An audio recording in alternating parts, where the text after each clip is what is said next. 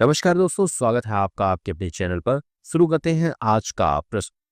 प्रश्न है, नगरों का क्रमिक पतन किस काल की विशेषता थी? तो सही आंसर है ऑप्शन ए, गुप्त काल की। अगला प्रश्न, किस वंश ने मंदिरों व ब्राह्मणों को सबसे अधिक ग्राम अनुदान में दिए? तो सही आंसर ऑप्शन ए, गुप्त वंश ने। अगला प्रश्न, मेहरौली स्थित लौह स्तंभ किसकी स्मृति में है? तो सही आंसर ऑप्शन बी, चंद्र के।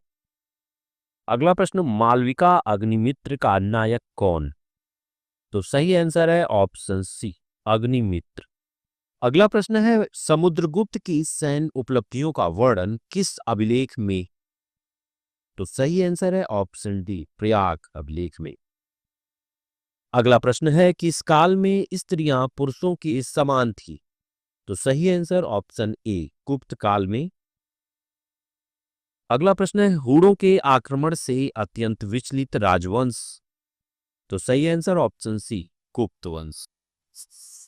अगला प्रश्न, कौन सा नाटक कालिदास का नहीं है? तो सही आंसर होगा ऑप्शन डी, जानकी हरण। अगला प्रश्न है, अजंता जैसी गुफाएं मध्य प्रदेश में कहां? तो सही आंसर है ऑप्शन ए, बाघ। अगला प्रश्न है, गुप्त वंश ने शासन किया? तो सही आंसर है ऑप्शन ए, 319 से 500 ईस्वी तक। अगला प्रश्न है, बाल विवाह की प्रथा प्रारंभ हुई? तो सही आंसर है ऑप्शन सी, गुप्त काल में। अगला प्रश्न, सर्वाधिक स्वर्ण मुद्राएं जारी हुई? तो सही आंसर है ऑप्शन सी, गुप्त काल में। अगला प्रश्न, यूरोपीय भाषा में अनुदित प्रथम भारतीय ग्रंथ था? तो सही आंसर ऑप्शन बी, अभिज्ञान शाकुंतलम। अगला प्रश्न, सती प्रथा का प्रथम उल्लेख किसमें है? तो सही आंसर है ऑप्शन सी, एरण अभिलेख में। अगला प्रश्न, गुप्तकालीन सिक्कों का सबसे बड़ा ढेर प्राप्त हुआ? तो सही आंसर ऑप्शन ए, बयाना भरतपुर में। अगला प्रश्न, नालंदा विश्वविद्यालय का संस्थापक किसे माना जाता है? तो सही आंसर ऑप्शन ए, कुमार गुप्त प्रथम को। अगला प्रश्न, गुप्त काल में उत्तर भारतीय व्यापार किस पत्तन अर्थात बंदरगाह से संचालित होता था? तो सही आंसर ऑप्शन ए, ताम्रलिप्ति। अगला प्रश्न, गुप्त शासकों द्वारा जारी किए गए चांदी के सिक्के कहलाते थे? रूपक, ऑप्शन ए। अगला प्रश्न है, चंद्रगुप्त द्वितीय के काल में विद्या कला व साहित्य का प्रमुख केंद्र उज्जैन था? Option C. अगला प्रश्न, कालिदास की विश्व की 100 प्रसिद्ध साहित्य कृतियों में गिनी जाने वाली कृति? तो सही आंसर ऑप्शन सी, अभिज्ञान शाकुंतलम। अगला प्रश्न, वर्तमान गणित में दशमलव प्रणाली का आविष्कार किस युग को दिया जाता है? तो सही आंसर ऑप्शन बी, गुप्त युग को। अगला प्रश्न, निम्न में से कौन गुप्त वंश के पतन का कारण नहीं था? तो सही आंसर ऑप्शन डी, सत्ता के नियंत्रण के लिए आंतरिक कलह। अगला प्रश्न, किस गुप्त शासक ने अपने सिक्कों पर बीड़ा बजाते हुए आकृति अंकित कराई?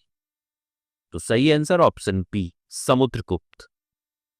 अगला प्रश्न, प्रथम भारतीय विद्वान जिसने गणित को पृथक विषय के रूप में स्थापित किया? सही आंसर ऑप्शन ए, आर्यभट्ट। अगला प्रश्न, गुप्तकालीन पुस्तक नवीनतम का संबंध चिकित्सा से था? Option C. अगला प्रश्न, तांबे का सिक्का जारी करने वाला पहला गुप्त शासक? तो सही आंसर ऑप्शन सी, रामगुप्त। अगला प्रश्न, किस गुप्त शासक ने दक्षिणापथ में स्थित 12 राज्यों पर धर्म विजय की? तो सही आंसर ऑप्शन बी, समुद्रगुप्त। अगला प्रश्न, सर्व राज्य छेदता सभी राजाओं को उखाड़कर फेंकने वाला की उपाधि किसने धारण की? तो सही आंसर ऑप्शन सी, समुद्रगुप्त।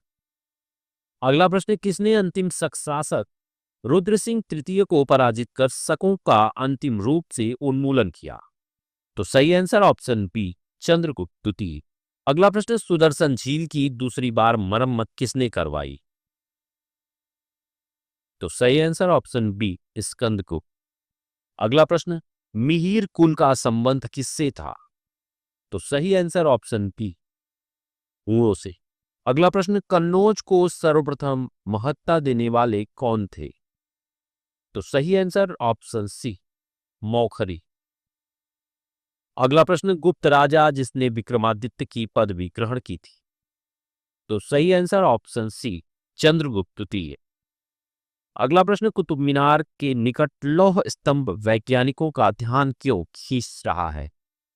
सही आंसर ऑप्शन बी है, उसकी जंग रोधकता के कारण। अगला प्रश्न, गुप्त काल के चित्रांकन का दूसरा उदाहरण अजंता के अलावा? तो सही आंसर है ऑप्शन ए, बाघ की गुफाएं। अगला प्रश्न, पुंडवर्धन भुक्ति प्रांत स्थित थी? उत्तर बंगाल में। अगला प्रश्न, थानेश्वर में वर्धन वंश पुष्यभूति वंश की स्थापना किसने की? तो सही answer option C, Pushyabhuti Vardhan ने। अगला प्रश्न, कदम्ब राज्य की स्थापना मयूर शर्मन ने की थी, उसने अपनी राजधानी बनाई वैजंतिया वनवासी को।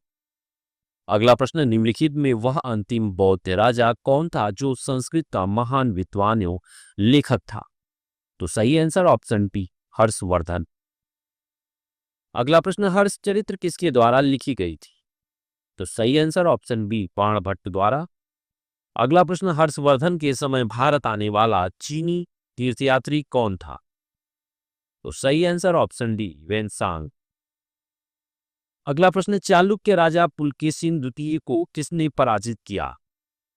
तो सही answer option B, Narasimha Varman प्रथम ने। अगला प्रश्न है, किस व्यक्ति को द्वितीय अशोक कहा जाता है? तो सही आंसर है ऑप्शन डी, हर्षवर्धन को। अगला प्रश्न, बाणभट्ट किस सम्राट के दरबारी कवि थे? तो सही आंसर ऑप्शन सी, हर्षवर्धन के।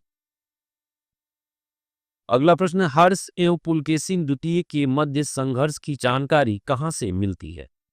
तो सही आंसर है ऑप्शन ए, एहोल अभिलेख से। अगला प्रश्न, प्रतापशील ऊर हरिण केसरी महाराजाधिराज उपाधियां किसकी थी? तो सही answer option B, Prabhakar Vardhan की। अगला प्रश्न, सम्राट हर्ष ने अपनी राजधानी थानेश्वर से कहां स्थानांतरित की? तो सही आंसर ऑप्शन सी, कन्नौज। सकलोत्रा पंथ नाथ किसे कहा गया? तो सही आंसर ऑप्शन बी, हर्षवर्धन को। अगला प्रश्न, वेनसांग ने किसे शिलादित्य कहा है? तो सही आंसर है ऑप्शन डी, हर्षवर्धन को। अगला प्रश्न, गुप्त वंश के पतन के पश्चात उत्तर भारत के बड़े भाग का पुनर्गठन किसने किया? तो सही आंसर है ऑप्शन सी, हर्षवर्धन ने। अगला प्रश्न, बंगाल का वह कौन सा शासक हर्ष का समकालीन था? अगला प्रश्न, बंगाल का कौन सा शासक हर्ष का समकालीन था? तो सही आंसर ऑप्शन ए, शशांक।